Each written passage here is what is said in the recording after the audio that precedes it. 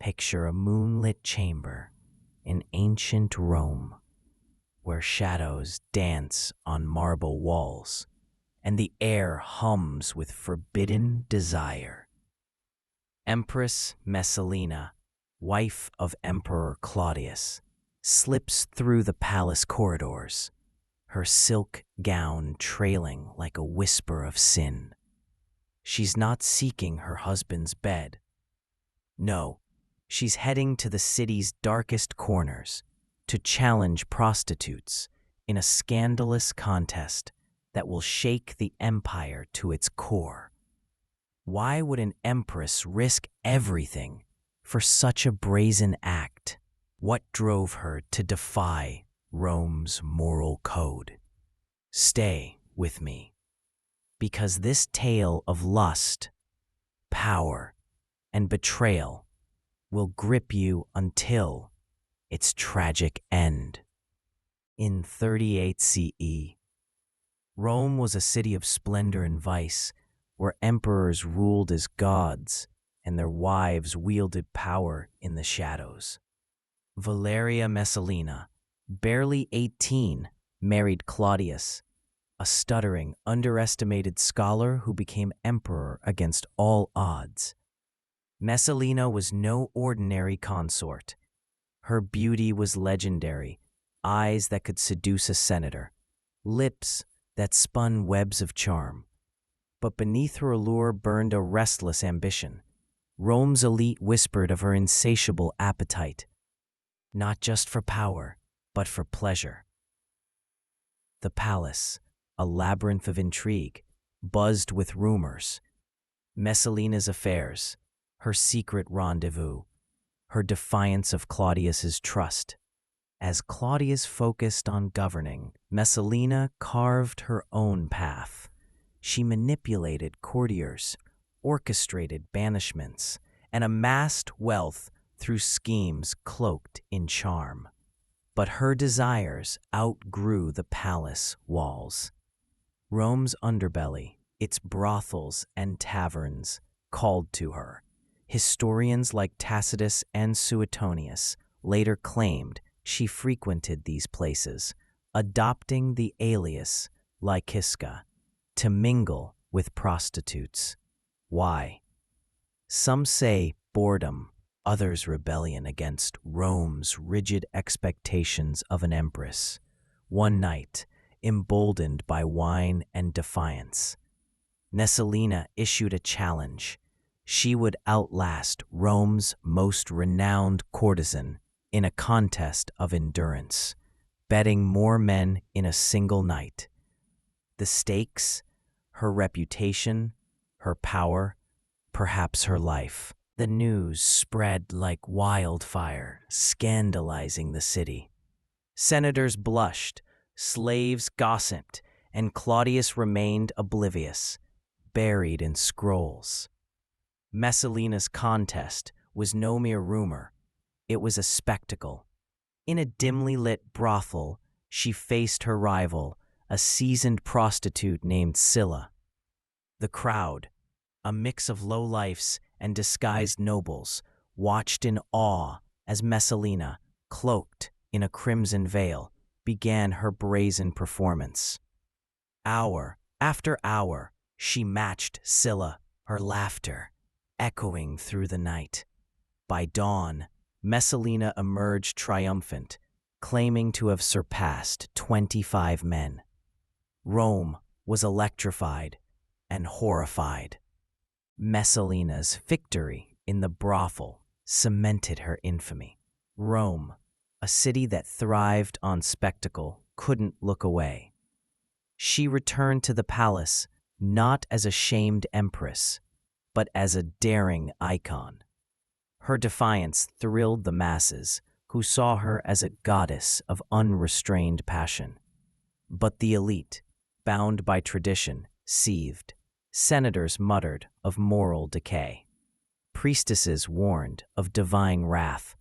Messalina, undeterred, leaned into her scandalous fame.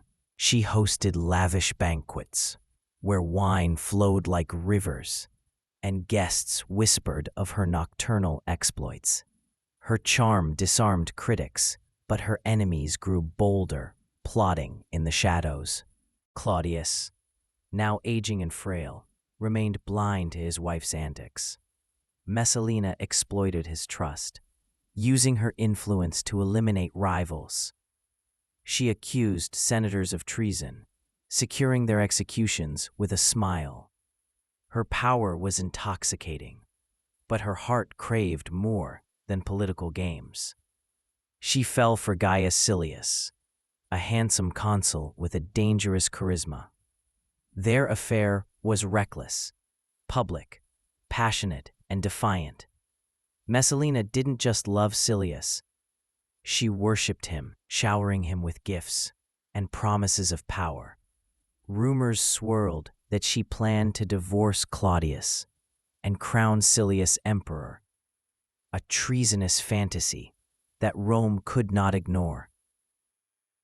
One autumn night in 48 CE, Messalina crossed a line from scandal to sacrilege. She staged a mock wedding with Silius in a vineyard outside Rome, complete with vows and garlands. Dressed as a bride, she danced under torchlight, her laughter mingling with the crowd's drunken cheers. Was it a jest, a rebellion, or a genuine bid for power? Historians debate, but the act was a slap to Claudius's honor. The emperor, dining at Ostia, was unaware, but his freedmen, Narcissus and Pallas, caught wind of the ceremony. These cunning advisors, long wary of Messalina's influence, saw their chance to destroy her. They dispatched messengers to Claudius, framing the wedding as a coup. As dawn broke, Messalina returned to the palace, her face flushed with triumph. She believed herself untouchable, a goddess above Rome's laws. But the city was turning against her. Graffiti branded her a harlot. Temples refused her offerings. Narcissus, with a serpent's precision, convinced Claudius of her betrayal. The emperor, heartbroken yet furious, ordered her arrest. Messalina's world, built on charm and audacity, began to crumble. The palace, once Messalina's playground, became her prison. Guards seized her as she laughed with courtiers, dragging her to a chamber under lock and key. Claudius, torn between love and rage, hesitated. Messalina, ever the manipulator, sent her children, Britannicus and Octavia, to plead for her life. The young heirs, with tear-streaked faces, clung to their father, but Narcissus ensured their cries were drowned out by tales of her treachery. He painted Messalina as a threat to the empire, her marriage to Silius, a plot to overthrow Claudius. Messalina, confined, was no longer the radiant empress. Her hair was disheveled, her eyes wild with fear. She penned desperate letters to Claudius, swearing her loyalty, claiming the wedding was a drunken farce. But Narcissus intercepted them, feeding Claudius more lies. The freedmen orchestrated a swift trial, where senators, many of whom Messalina had wronged, condemned her without mercy. The charge: adultery and treason. The sentence: death. On a crisp October day in 48 CE, Messalina faced her end in the gardens of Lucullus, a lush estate she once adored. A centurion, sword in hand, approached as she knelt, clutching a dagger she lacked the courage to use. Her mother, Lepida, stood nearby, urging her to die with dignity. Messalina's final words were a plea for Claudius' forgiveness, but they were lost to the wind. The centurion's blade struck, and Rome's most infamous empress fell, her blood staining the earth. Claudius, dining that evening, was told of her death, He asked for more wine, his face unreadable. Rome erupted in whispers. Some mourned Messalina as a victim of palace intrigue. Others cursed her as a symbol of decadence. Silius, her lover, was executed days later, his name erased from records. Narcissus and Pallas basked in their victory, but their triumph was fleeting. Claudius's next wife, Agrippina, would prove even deadlier. Messalina's children, Britannicus and Octavia, grew up in her shadow, their lives marred by her scandal. Messalina's name became a byword for excess, her story immortalized by historians like Tacitus, Suetonius, and Juvenal. Was she a lustful tyrant, as they claimed, or a woman trapped by Rome's ruthless power games? The truth lies in the gray, where ambition and desire collide. Her contests with prostitutes, whether fact or exaggeration, symbolized a defiance of Rome's patriarchal norms. She wielded her sexuality as a weapon, challenging a society that demanded chastity from its empresses. Her execution marked a turning point. Claudius, shaken by her betrayal, grew paranoid, paving the way for Agrippina's rise.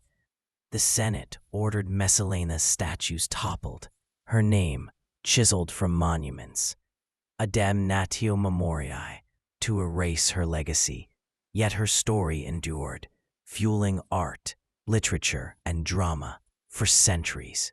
From Renaissance paintings to modern novels, Messalina remains a paradox, a villain to some, a rebel to others. Rome, eternal and unforgiving, absorbed her scandal into its vast history. The gardens of Lucullus, where she died, bloomed each spring, as if mocking her fall. Her tale warns of the dangers of unchecked desire, but also of a world that punishes women for daring too much. Did Messalina compete with prostitutes out of lust, defiance, or a desperate bid for freedom? The answer lies buried in Rome's ancient stones. What drives a woman to risk everything for scandal? Power, passion, or the need to be seen? Messalina's story offers no easy answers, but it demands we question the price of ambition. Share this tale, and let's unravel Rome's darkest secrets together.